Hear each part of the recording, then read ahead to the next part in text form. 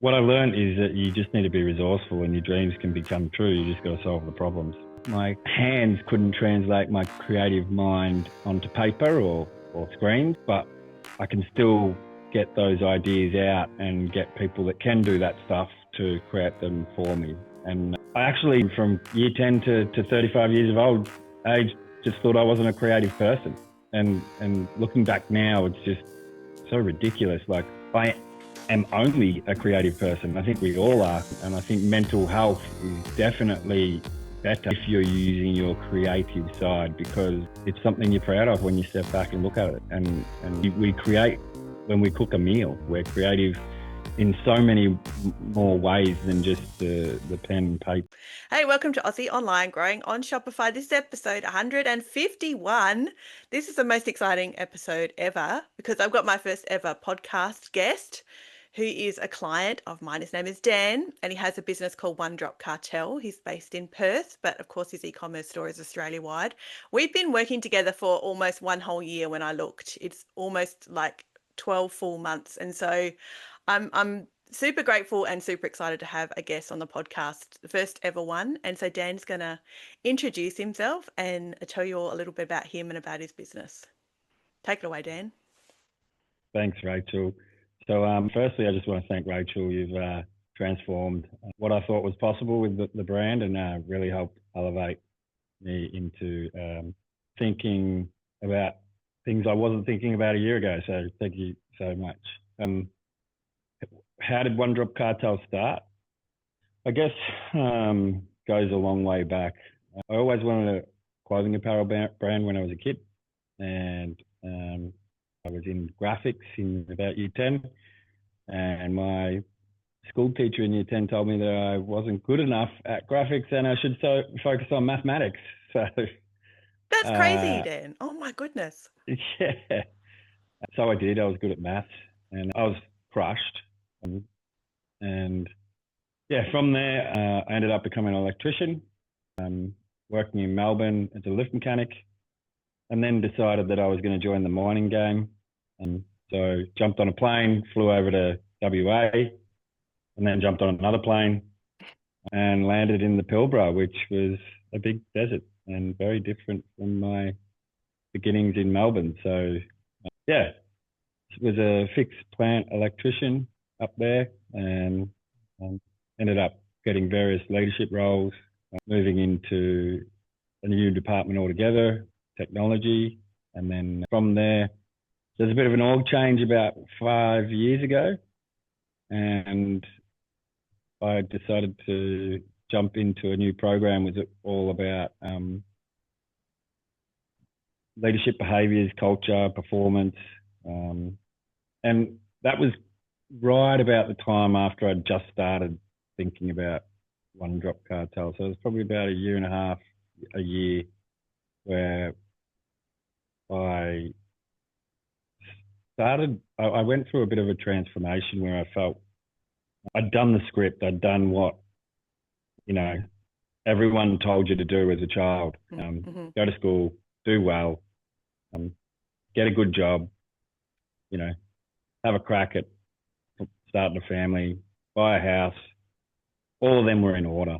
And I just didn't feel complete, just didn't feel complete. And I was probably not using my time best outside of all of those responsibilities, and sort of realized that I was about 35 and realized that I didn't really have anything that I applied myself to outside of work responsibilities that was sort of building my skills and making me feel good about myself, So yeah.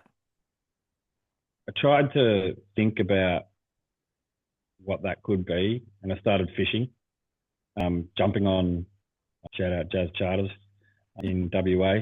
I was doing an 8 and 6 roster, and then basically on that 8 and 6 roster, my 6 days off, I would jump on a charter for 2 days out of the 6 and just learn as much as I could from the crew and people and have a good time while I was doing it. Anyway, that October, the Demersal ban comes in for 2 months, and I was like, what am I going to do? This is my life now. It's already coming to an end. bit dramatic probably, but Drew, the guy on the charter boat, said, "Oh, my mate's just started a land-based charter. You should join on with him." And a guy called Robbie Riches, I met him, and he took me forward driving up north and a little bit of land-based casting, and I was sold. I was like, this is how I'm going to spend the next. I'm going to learn this. I'm going to do this. So, long story short, bought a first four-wheel drive, and somehow come across a drone attachment, and I had a drone, and it was for dropping baits fishing. And I started speaking to Robbie about it, and he said, "I got the same one." I said, "Do you want to try and work it out, like how it works?" And Robbie's, I would say, one of the top fishermen in WA, if not the country. He's a very good fisherman. And so me and him went down to the local oval and started dropping like baits and sinkers in the goal square from the other end with the drone. And we were like, oh my God, this is a game changer. So next thing, I think it was in like December or January. I can't really remember, but we went up to Quabba Station, and we're very rugged terrain, and decided we were going to try and get our first drone fish. And then he had Channel 10 film crew come up, Steve Starling. Wow. Some people might know him. Yeah. Pretty privileged. Like, I got very lucky. And anyway, first session we had, everyone caught about 20 fish, 15 fish, something like that between them. And I was just trying to work this drone out. I didn't get anything. I went to bed that night and I was like, oh my God, what am I doing? I should be just doing what everyone else is doing. And I'm like, nah, you know what? I'm going to stick at this. And the next morning we got up and someone caught a little mac tuna thing. And Robbie decided to, flew it out 350 meters. I caught a 15 kilo Spanish mackerel, and that was it. We were convinced. It's like, okay, we're gonna work this out. I came home. He started his land-based. Well, he kept doing his land-based charters, but opened it up drone fishing. I went about a year trying to work out how to do it myself. Stingrays, seaweed, and it's a big part of my story. Like building that resilience and self-belief. And I was getting bogged on the sand for an hour before, like I could even fish, because I'd never forward driven. I was doing it by myself. Anyway, the day came and I caught a, I think it was about a 78 centimeter snapper off the beach. I'd been bogged all morning that morning, and I was furious with myself. Nightmare. Oh my God, I'm hopeless. Yeah, nightmare.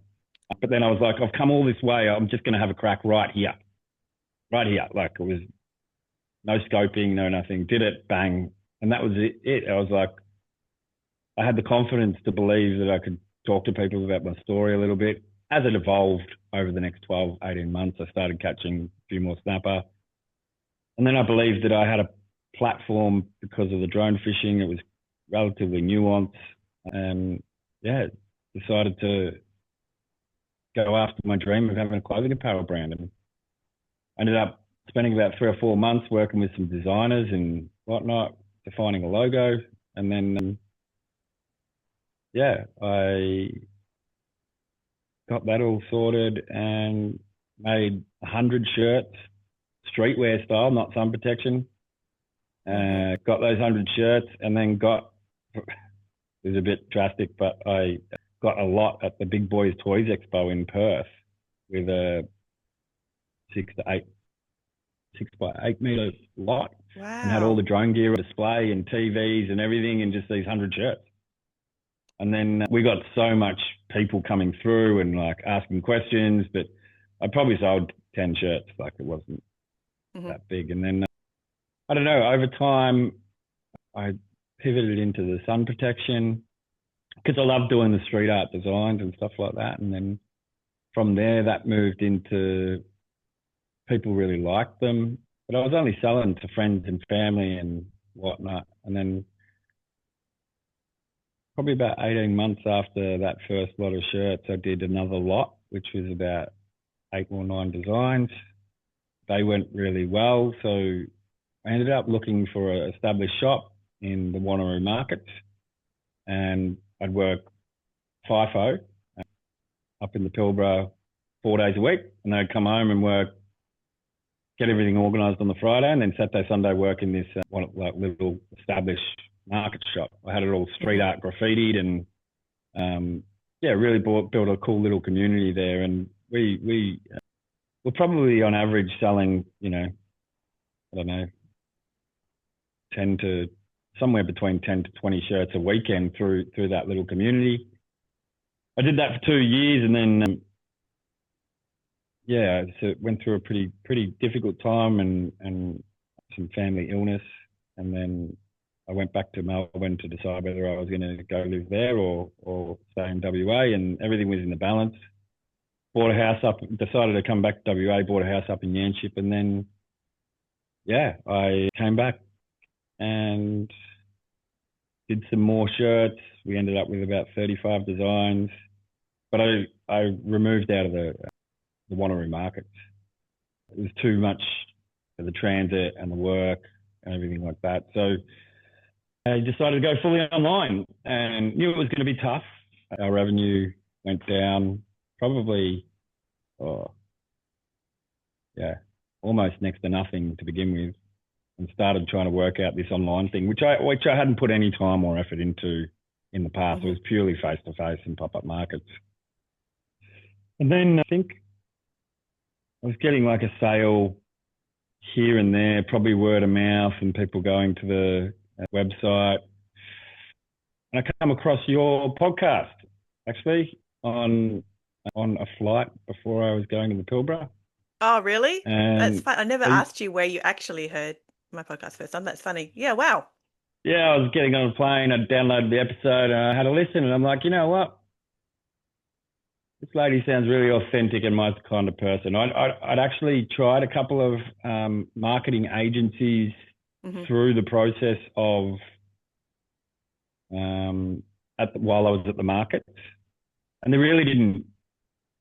They charged me $1,500 a month, $1,500 in ad spend, and I barely made the money back. And the cost of goods didn't even cover the cost of goods.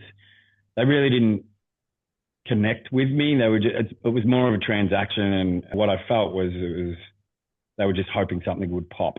You know what I mean? And then they'd stick with the brands with the ones that popped, flash a pan sort of thing, and just wasn't what I was looking for.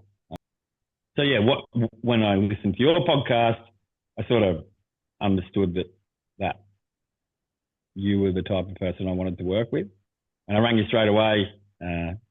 You were great to deal with, and we got on with it. So, and that's how it started. And now it's been nearly 12 months. It's nearly been 12 months, and from the time when I probably met you, we've probably 6x'd our revenue, which is that's amazing. Great. Yeah, that's fantastic. That's great to hear. Yeah, that's fantastic. Whenever I tell people about you, which I do often, because you've obviously supported me from the start. When I first tried to monetize this podcast and put it out there, you were like client number 2, I think, that came on, and you've stuck with me. So you've kept me around the whole time. And I tell people about you, I'm like, he's a drone fisherman, and everybody's like, a drone fisher, that sounds really interesting. I'm like, yeah, he uses drones. And then I explain what you do with your apparel, and I always say it's like graffiti style street art. And they're like, oh yeah, okay. So it's always telling everybody about Dan. He's my friend in WA. He's like, works for this big mining company, and he has this apparel brand. And they always seem to say, wow, drone fishing, that sounds really cool. I'm like, yeah, it looks really cool. You can see why your videos online do very well, or your socials. People love to see you out fishing off the beach. Like, you can tell that you love it, and people love to see you do it too. Yeah, it's an interesting one. Like, I originally thought that I was going to have a drone fishing brand, and then, I highly recommend to anyone starting a business, actually do the pop-up phase. Like, you learn so much from your customers, and you just don't get that online. And the interactions and over time give you a sense of who loves your product. And what I found is it wasn't the fishermen so much. There's actually families that were sort of enjoying the designs, because I do kids size to all the way to 5XL. And I've always been about not leaving people out. And the original intent behind the designs were to be different to the traditional fishing shirt. but it attracted this market that had been cut out of the technology of a fishing shirt, because there will always have big fish or a barra on it and stickers of, Yeah. people, different brands and whatnot. And I really, like, me, Rachel, I really care about sort of people. And that made me feel like, what, I'm going to actually focus on this and evolve the brand into being the first streetwear sun protection and not a fishing brand. So a lot of people that see me online think that I have a fishing brand, but predominantly my customer base is families and people that do all sorts of outdoor activities. Hence why a lot of the characters on the designs now have started evolving into, like, I think one of the dingo's got an ATV, like the 4-wheel drive thing that he's in his design. So I think it's really important doing the face-to-face stuff once you get your product up and running, to really just evolve it a little bit further into the needs of the customer base. Yeah, you get feedback that, you just cannot get online at all when you're speaking to a customer face to face. Hey, completely different. Completely different. Yeah, that's great. Okay, tell me a bit about, I'd love to know actually what made you decide to reach out to me in the first place. I'm a behaviour coach for BHP, and I spend a lot of time listening, observing performance dialogue of people. And the way you were talking about online, providing value for free, your authenticity was probably what created me to want to call you. And then when I spoke to you, you were just completely reasonably priced, like, for what I needed at that time. Like, it's such a big commitment to outlay $1,500 a month to an agency when you get it started. Like, what happens if and then $1,500 in ads? It's $3,000 a month. Like, that's the average punter doesn't have $3,000 a month, right? So, I had the same concept. What I wanted, I said to you straight up, like, I'm happy if only, break even and it covers the cost of the product, just to get that. And we were going into winter, right? Like, it was the end.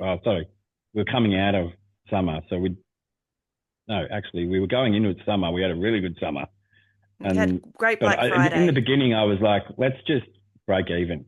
Yeah. Let's just, like, and I'm happy, and we'll work through the numbers and figure out what we have to do. As long as it's not costing me money, I'll do this as long as it takes. And I think the first month we did 10 grand in sales, and I was blown away. And I was like, hey. Maybe you sent me a text or an email in January and you're like, what just happened? That was amazing. Yeah, it was crazy. And I think we're both learning together along the way how the audiences react to my brand. And I think there's definitely some improvements I can make in not letting sales go on too long and things like that. I mean, the challenge is that I do work 48, 50 hours for the company I work for every single week. And I do this on the side. Yeah. And how does that? Yeah. Do you want to speak a bit about that, as far as what you feel like you have?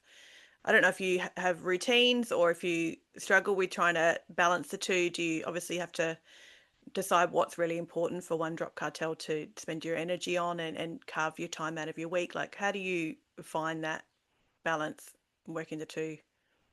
Yeah. So back when I sort of had a bit of a rebirth, part of the thing that helped me know what to do is defining my personal purpose. And that's how I ended up in the job that I'm in now, or the field that I'm in now. It's heavily purpose driven, and connecting leaders to personal stories of why they do what they do, and empowering people through coaching rather than top down pressure.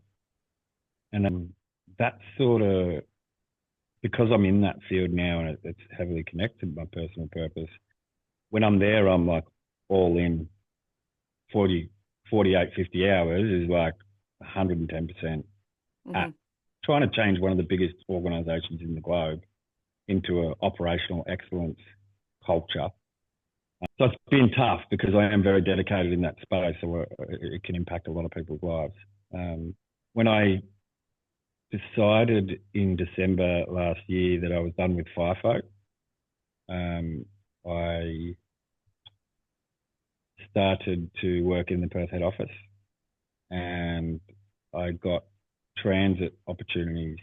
Well, I could drive in or I could catch a train, and that's 2 hours a day that I could work on the brand. So if you're wondering where I do all the creatives, I am Rachel, wondering. when you're putting Yes. healthy pressure on me because I ask you to do it, I'm typically on the way to work on the train in the morning and on the way home. And then I get these other outlandish ideas and I just sink my teeth into them and come down into this little shop and work away as long as I can until I feel like I'm probably not balancing my time with my family. But it is a struggle. I probably do about 15, 20 hours a week on One Drop Cartel in numerous ways.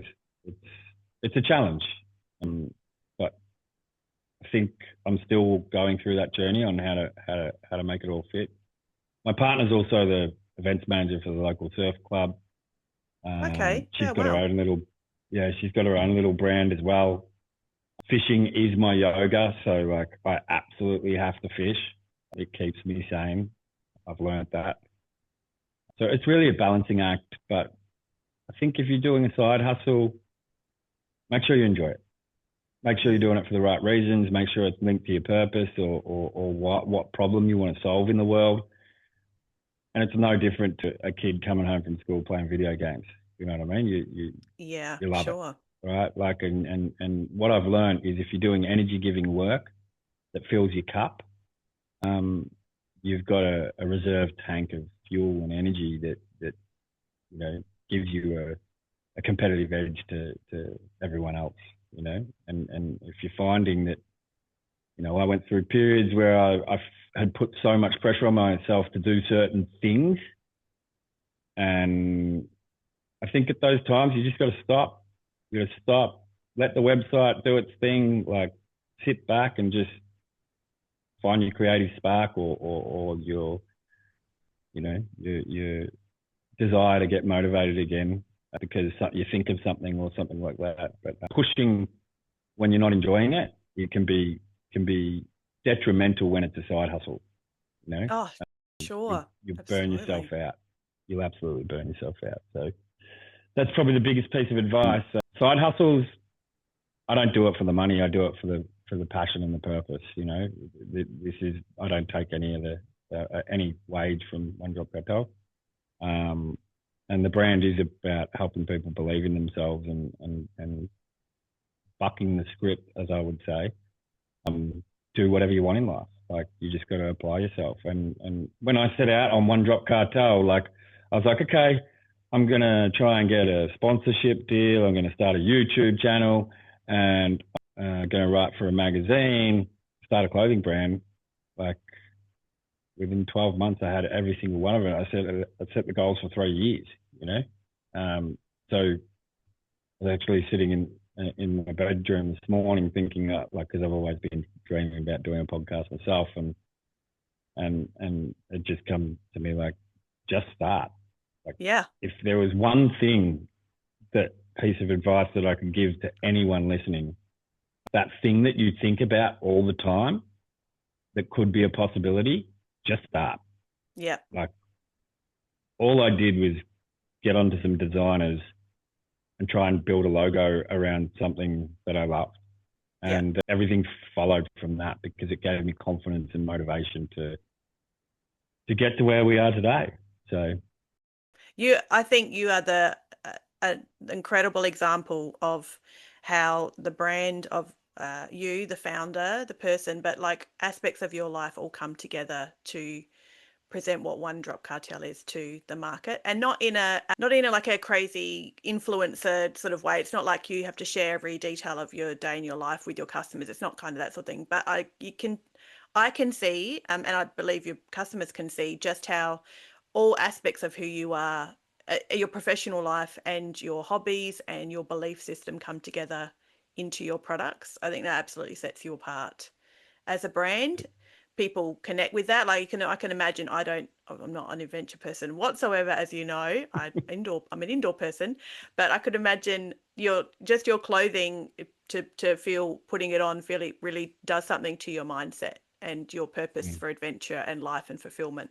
I think that's really special. So I think that's a testament to you as a brand and how you've been open to letting all parts of who you are shine through into your brand. And I think that also is good for your energy as well, I believe. Like I find the same. Like it absolutely helps you feel motivated to continue on the journey, because like people drop off along the way, like the carnage of small businesses everywhere because it gets hard and it's a slog. And so to also be fighting your purpose as well at the same time and trying to slog through something you just don't believe in, like that just sounds like torture to me. Like I can't imagine pushing through that if I decided to build a brand that way. So I think that's a testament to your success as well, is how you've set out to build One Drop Cartel with all parts of who you are.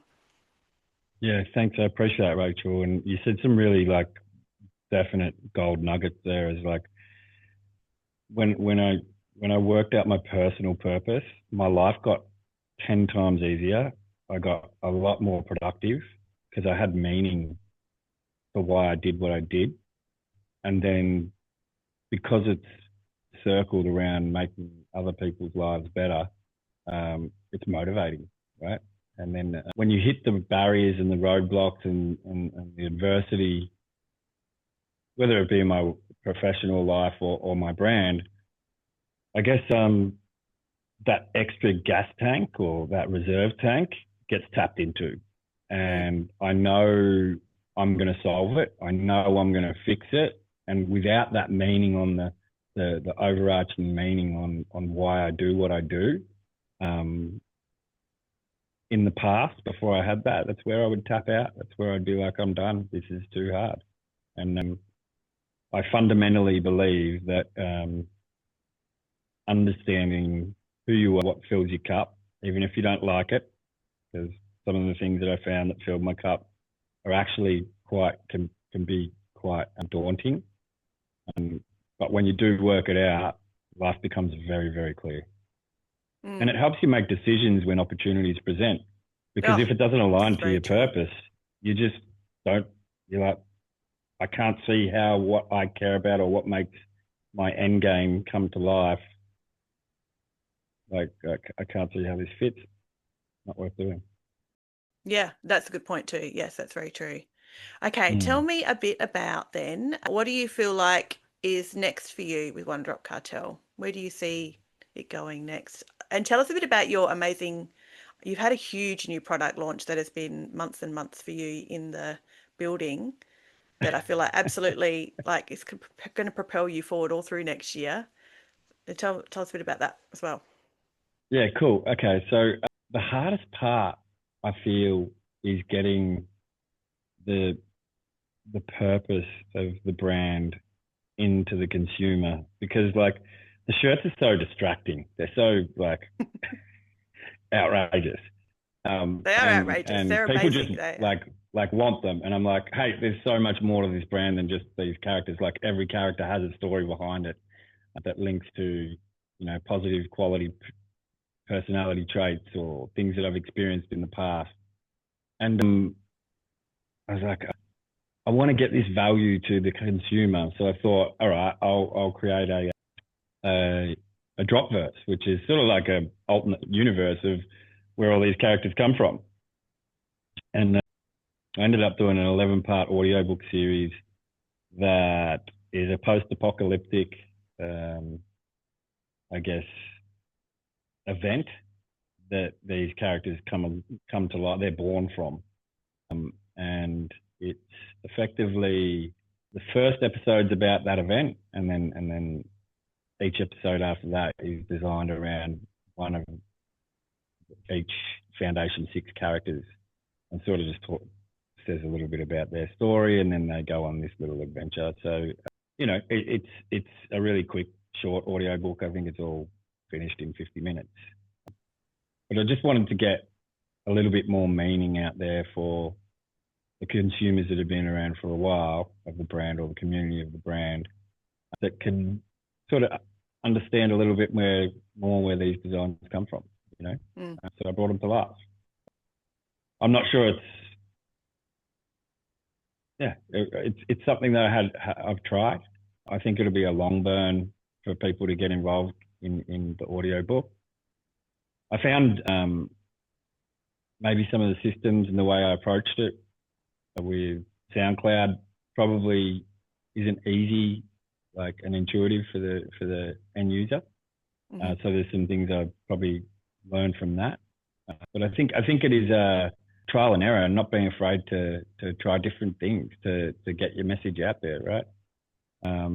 So yeah, I'll continue to try and bring these characters to life. I probably will still do, you know, these little audiobook series things. I have fun doing them because it's about stuff I care about. Yeah. So yeah, but the characters are doing really well. People love them. We've got like Diesel the Dingo, Millie the Magpie, Bazza the Blue Tongue. He's a funny one. Rocco the Reef Hockey, and Trixie the Tree Kangaroo, and Cray Cray the Marin. Yep. So Magpie's my favourite. I just love that shirt. It's the white and all that, the black magpie and all the artwork and stuff on it. It's incredible. Oh, well, they're all already. I have to send you an early Christmas present. Be like, no one in my life would be like, what are you wearing and where are you going in that? Do you what are you in the kitchen, at your desk? So yeah, they're really great. I think they're incredible characters. The shirts, they're your best designs, like, I think, ever, for sure. Yeah. I think coming back to the graphics thing, like, yeah, I might have not been very good at as a child, but what I learned is that you just need to be resourceful, and your dreams can become true. You just got to solve the problems. And the problem that I had was, you know, my hands couldn't translate my creative mind onto paper or screens, but I can still get those ideas out and get people that can do that stuff to create them for me. And I actually, from year 10 to 35 years of old age, just thought I wasn't a creative person. And looking back now, it's just so ridiculous. Like, I am only a creative person. I think we all are. I agree. And I think mental health is definitely better if you're using your creative side, because it's something you're proud of when you step back and look at it. And we create when we cook a meal. You know what I mean? We're creative. We're creative in so many more ways than just the pen and paper, or, you know, like drawing on a tablet. You can be creative in so many ways. And I think the chemicals it releases in our brain when you truly nail something and you feel proud is a drug that is, you know, one of the best things that I think for mental health in this world, for sure. Yeah, I couldn't agree with you more. I think we are all very creative. I think artistic and creative are very different things. And you just decided to solve the problem. You're like, I'm a creative person, and this will require, if the solution will be creative to solve it, and you solved it. Like every part of our business as we grow, like every problem that you choose to solve, you often need to be creative in finding the solution to it. And there is always a solution to the problem. Like, that's how else do you grow? Like, that's how you actually grow. Yeah, definitely putting yourself out there and safe to fail is where you learn and grow, for sure. And often the only way, hey, really, like, how much can you learn until you actually implement and do it and screw it up and get some data back and think, well, I screwed that up, or, oh, that went really well. Like, there is only so much you can learn without actually just flat out doing it. Yeah, and I think I've been thinking about this a little bit lately, that when you're so immersed in what you're trying to do and your purpose and your vision, you actually don't acknowledge the failures sometimes. Like, I've had so many failures that I didn't feel like I was failing at the time, because I was just so laser focused on, like, what's next, what's next, what's next, what's next, and that's a really cool place to be. And when you get the more major setbacks that are obvious, you've just got to try and, I guess, pull yourself back into realizing that you've failed probably every single week at things. You just didn't care. You learned.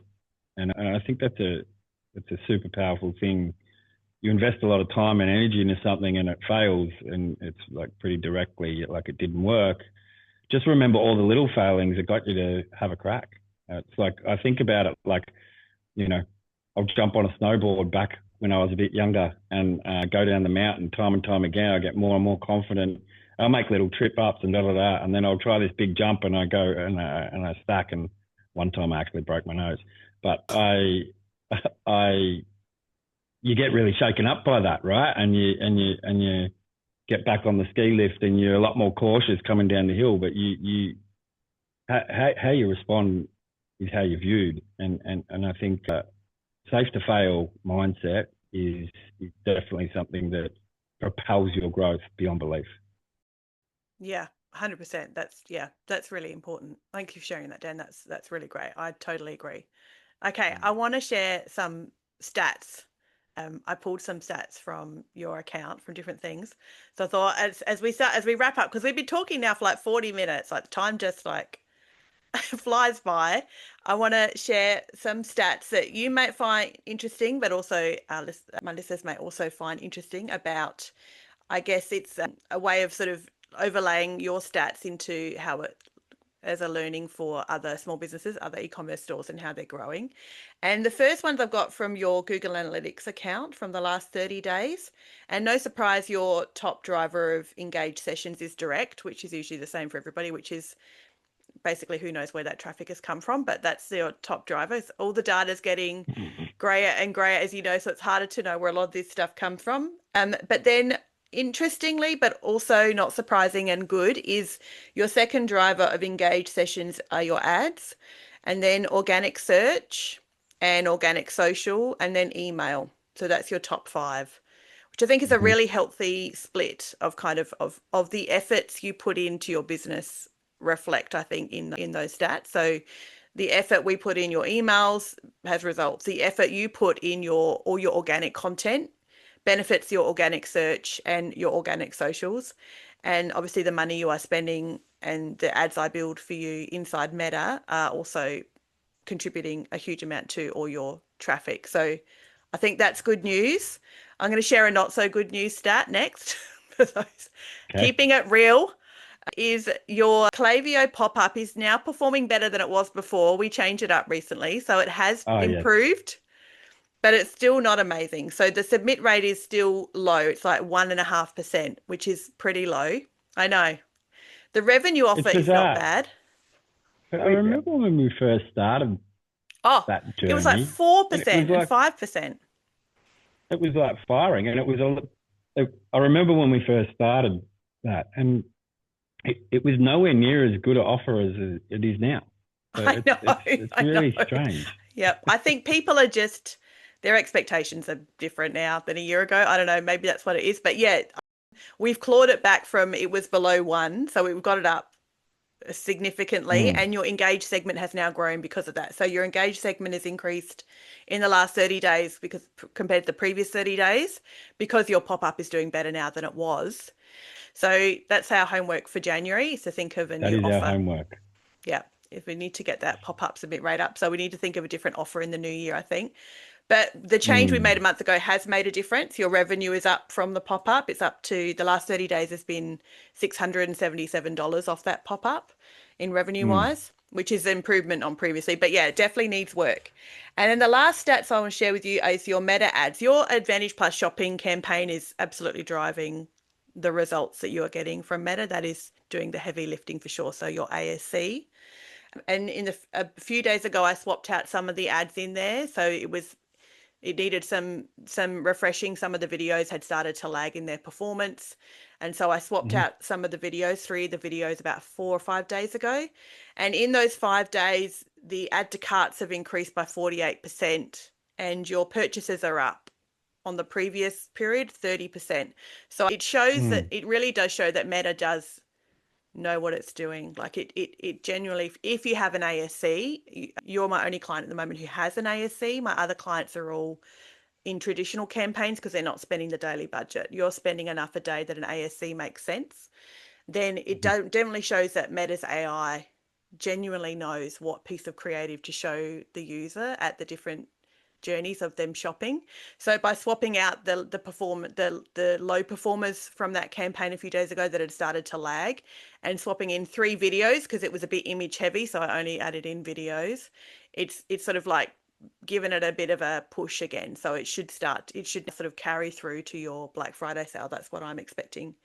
It'll continue now to kind of tick along and continue learning. So I thought that was interesting. I wanted to share. Is any of that a Yeah, surprise no, or that thanks. makes sense? That's awesome. I think the beauty of having you help me is, one, you're a thought partner, but two, it's just learning and tweaking and seeing what works and what doesn't, and the change that seems to happen in this space. You just got to be agile and on your toes all the time and paying attention with what's going on to try and work out as a team what's gonna work again. Do you know what I mean? Like you get it working and then it's not working, then it's like, okay, what's the new thing? Where do we need to focus our attention? So I think a big part of the success is definitely teamwork and being connected in a way that we're learning together and not reacting to like not so positive data, but learning from that not so positive data and where to trial things to see if you get improvement. I'd say look at it over a month horizon minimum of what the trends are doing, or 2 weeks to a month before you start to react and panic. Yeah, absolutely. Yes, which is good advice for all parts of business. Hey, it for sure. It can be easy to, like, it's such a roller coaster of emotions. Like you get up one morning, you're like, that's it. I'm no good at this. I'm giving it all away. And then the next day, like, I know exactly what I'm doing. This is great. I'm going to do this the rest of my life. So yes, maybe not in a 24-hour period. That might be a bit extreme, but it feels like that sometimes. Look, I think it's a bit different in everyone's situations. Mine, I've got a full-time job and a wage and it covers everything. So as long as I'm not losing money, it's okay. But people that have to take a wage from their small business, obviously a very different scenario. And I can understand how, it can create some challenging emotions. Well, is there anything else you'd like to share before we say goodbye? This has been great, and I would be respectful of your time. I know you have something else straight after this podcast episode. Yeah, no, it's been fun. I just want to thank you for having the trust in letting me come onto your community and be able to share my story. I truly do believe that people have untapped potential. It's just they've got to understand what fills their cup and then do that at scale, and you'll land right where you want to be. And then just for me, it's pushing that energy into the brand that I have, and if 0.1% of the world actually like it, that's a lot of people, So I think that's the key for the community, is really just make sure you're enjoying what you're doing, because it can get tough if you're not. Yeah, that's great advice. I agree. I need to take that on board as well for myself, my own e-commerce store. My niche is very small, and it's probably too small in Australia to really scale properly. To be my only full-time gig would be, the niche is probably too small for that. I would need to expand overseas. So that's the good thing, yes, to remember, is that even a very small percentage of people around the world resonate with what it is you want to create and put out there, that's actually enough people. There's enough people in the world, enough money around the world to see what you want to do in life, like, come to fruition. Hey, 100%. Yeah, like you just got to find them. You got to find them and connect with them. I'm still going through it, right? Like, I know the product's great. I just got to get all the bits in the right place so the right person sees it, and it's solving a problem for them, and they're part of a community. I think community is key. Like, otherwise you'll be a flash in the pan business. Like, you've got to you've got to build trust, and you've got to be doing it for a purpose and a vision, and people want to be part of that. So. Yes. Yeah, I totally agree with that. There's another client, she's in Queensland. She's come on board just in the last couple of months, and her name is Lynn. So she listened to every episode, so she'll hear this. And she is massively connected to her community. She's a local brand, but is now gone massively online. So she wants to grow online. And she has people ring her, pop in, see her, call her, chat to her.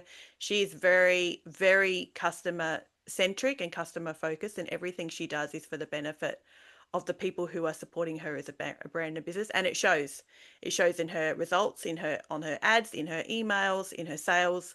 It absolutely, she comes on across online as a real person. Like, you don't scroll your feed and see her ads and think, oh, that's just another random brand from overseas or a scam. Like, you see her and you think, okay, it's a real person. They live in a real state in Australia. I can call and I can actually speak to a real person, and it's invaluable. It's absolutely invaluable. Yeah, definitely. You've taught me the founder creatives, and sort of like explaining that a little bit better and direct, and doing that type of content is worthy. And I haven't done enough of it yet, but I've done some, and it's been really effective. So I've just got to make the time to do that more founder generated content, because it really personalizes the brand to the community. So, yeah. Yeah, definitely does. Okay, well, we should wrap up. Hey, thank you so much for spending all this time aside on your day, on your weekend, to do this with me, Dan. I really, really appreciate you hanging out and taking the time to chat with me and share about One Drop Cartel, which of course the link will be in the show notes for anyone listening as well who wants to check out your website. You've made some great updates on it recently, so it's looking really polished, and it's a great, great looking website. I think you've done some really great work on it in the last couple of months probably, which has been really cool. But thank you Yeah. so much for hanging out with me. I'll probably say goodbye. I don't know how to wrap up this sort of episode, having a guest on a podcast. This is so bizarre. But I'll fix it all Well, in the how editing about I after. say Yes, we'll go finish ahead. with everyone, please be advised that Rachel is absolutely fantastic to work with. She's helped me get the confidence that I need to, go after more aspirational things. And I'm going to continue working with her until hopefully it's a global brand. So thank you, That's Rachel. great. And thanks for Thank having you me on so the much. podcast. All right, thanks for coming on. And just so you know, I do love the magpie shirt. That is my favorite. And I'm a 2XL women's size. That would be the one I would wear with pride. 100% there's one coming your way. Thank you so much. And thanks for listening, everybody. And I'll see you next time. Thanks, Dan. Thanks, Rachel.